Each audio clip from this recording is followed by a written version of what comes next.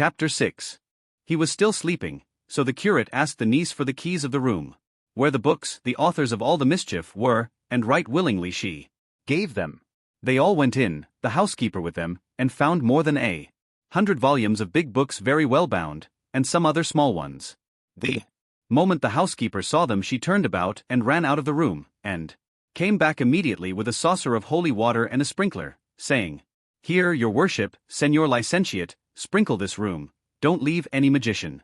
Of the many there are in these books to bewitch us in revenge for our design of banishing them from the world."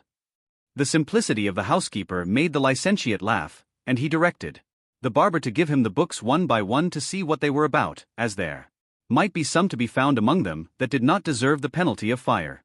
"No," said the niece, "there is no reason for showing mercy to any of them.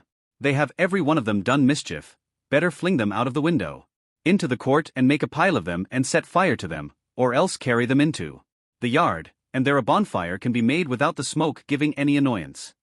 The housekeeper said the same, so eager were they both for the slaughter of those innocents, but the curate would not agree to it without first reading at any rate the titles. The first that Master Nicholas put into his hand was the 4 books of Amadis of Gaul. "This seems a mysterious thing," said the curate, "for, as I have heard say, this was the first book of chivalry printed in Spain, and from this all the others derived their birth and origin, so it seems to me that we ought inexorably to condemn it to the flames as the founder of so vile a sect." "Nay, sir," said the barber, "I too have heard say that this is the best of all the books of this kind that have been written, and so, as something singular in its line, it ought to be pardoned." "True," said the curate, "and for that reason let its life be spared for the present. Let us see that other which is next to it."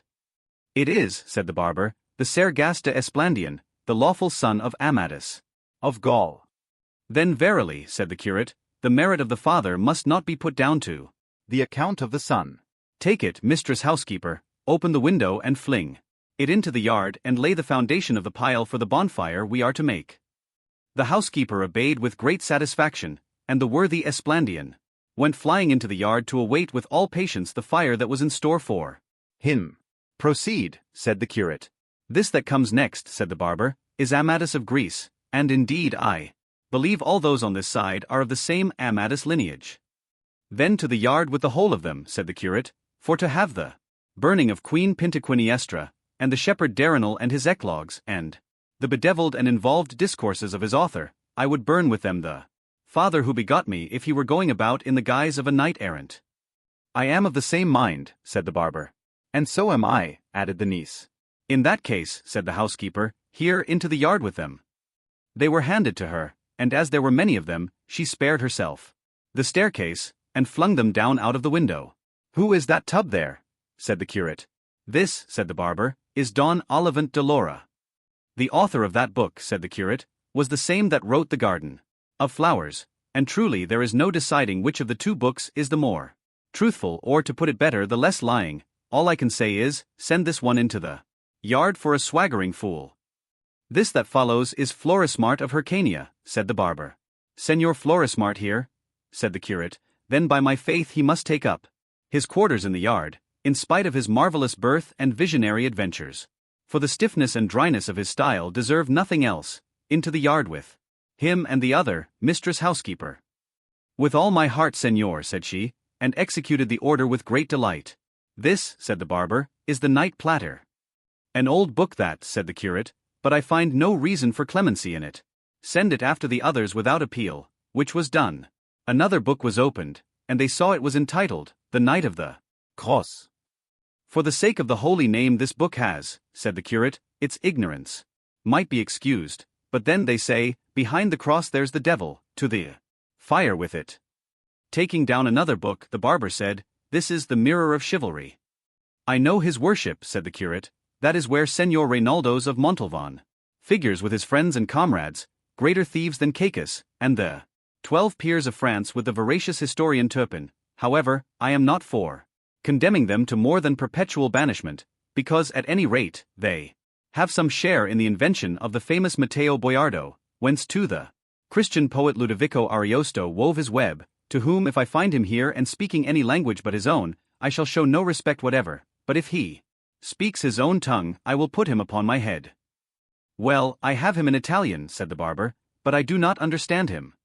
Nor would it be well that you should understand him, said the curate, and, on that score we might have excused the captain if he had not brought him into Spain and turned him into Castilian. He robbed him of a great deal of his natural force, and so do all those who try to turn books written in verse into another language. For with all the pains they take and all the cleverness they show, they never can reach the level of the originals as they were first produced. In short, I say that this book, and all that may be found treating of those French affairs, should be thrown into or deposited in some dry well, until after more consideration it is settled what is to be done with them, excepting always one Bernardo del Carpio that is going about, and another called Roncesvalles, for these, if they come into my hands, shall pass at once into those of the housekeeper, and from hers into the fire without any reprieve. To all this the barber gave his assent, and looked upon it as right and proper, being persuaded that the curate was so staunch to the faith and loyal to the truth, that he would not for the world say anything opposed to them. Opening another book he saw it was Pomerin de Oliva, and beside it was another called Pomerin of England, seeing which the licentiate said, Let the olive be made firewood of at once and burned until no ashes even are left, and let that palm of England be kept and preserved as a thing that stands alone, and let such another case be made for it as that which Alexander found among the spoils of Darius and set aside for the safe keeping of the works of the poet Homer. This book, Gossip, is of authority for two reasons, first because it is very good, and secondly because it is said to have been written by a wise and witty king of Portugal. All the adventures at the castle of Miragarda are excellent and of admirable contrivance, and the language is polished and clear, studying and observing the style befitting the speaker with propriety and judgment. So then, provided it seems good to you, Master Nicholas, I say let this and Amadis of Gaul be remitted the penalty of fire, and as for all the rest, let them perish without further question or query. Nay, Gossip, said the barber, for this that I have here is the famous Don Bilianus. Well, said the curate, that and the second, third, and fourth parts all stand in need of a little rhubarb to purge their excess of bile, and they must be cleared of all that stuff about the castle of fame and other greater affectations, to which end let them be allowed the overseas term, and according as they mend, so shall mercy or justice be meted out to them, and in the meantime, Gossip, do you keep them in your house and let no one read them. With all my heart, said the barber, and not caring to tire himself with reading more books of chivalry, he told the housekeeper to take all the big ones and throw them into the yard. It was not said to one dull or deaf, but to one who enjoyed burning them more than weaving the broadest and finest web that could be, and seizing about 8 at a time, she flung them out of the window. In carrying so many together she let one fall at the feet of the barber, who took it up, curious to know whose it was, and found it said, History of the famous Knight, Tirante el Blanco. God bless me, said the curate with a shout, Tirante el Blanco here. Hand it over, Gossip, for in it I reckon I have found a treasury of enjoyment and a mine of recreation. Here is Don Cirializon of Montalvan, a valiant knight, and his brother Thomas of Montalvan, and the knight Fonseca, with the battle the bold Tirante fought with the mastiff, and the witticisms of the damsel Placerdemivida, and the loves and wiles of the widow Reposada, and the empress in love with the Squire Hippolito. In truth, Gossip, by right of its style, it is the best book in the world. Here knights eat and sleep, and die in their beds, and make their wills before dying, and a great deal more of which there is nothing in all the other books. Nevertheless, I say he who wrote it, for deliberately composing such fooleries, deserves to be sent to the galleys for life. Take it home with you and read it, and you will see that what I have said is true. As you will, said the barber, but what are we to do with these little books that are left?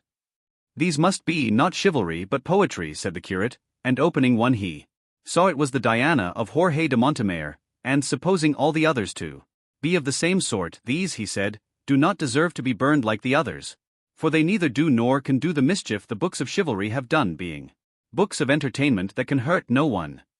Ah, senor, said the niece, your worship had better order these to be burned, as well as the others, for it would be no wonder if, after being cured of his chivalry disorder, my uncle, by reading these, took a fancy to turn shepherd and range the woods and fields singing and piping, or what would be still worse, to turn poet, which they say is an incurable and infectious malady.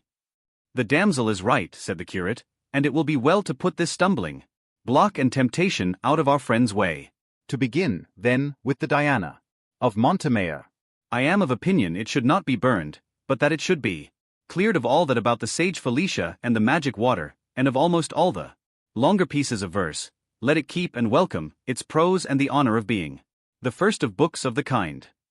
This that comes next, said the barber, is the Diana, entitled the second part by the Salamancan, and this other has the same title, and its author is Gil Polo. As for that of the Salamancan, replied the curate, let it go to swell the number of the condemned in the yard, and let Gil Polo's be preserved as if it came from Apollo himself, but get on gossip and make haste, for it is growing late. This book, said the barber, opening another, is the 10 books of the fortune of love, written by Antonio de Lofreso, a Sardinian poet. By the orders I have received, said the curate, since Apollo has been Apollo, and the muses have been muses, and poets have been poets, so droll and absurd a book as this has never been written, and in its way it is the best and the most singular of all of this species that have as yet appeared, and he who has not read it may be sure he has never read what is delightful. Give it here, gossip, for I make more account of having found it than if they had given me a cassock of Florence stuff. He put it aside with extreme satisfaction, and the barber went on, these that come next are the Shepherd of Iberia, Nymphs of Henares, and the Enlightenment of Jealousy. Then all we have to do, said the curate, is to hand them over to the secular arm of the housekeeper, and ask me not why, or we shall never have done. This next is the Pastor de Philida. No pastor that, said the curate, but a highly polished courtier, let it be preserved as a precious jewel.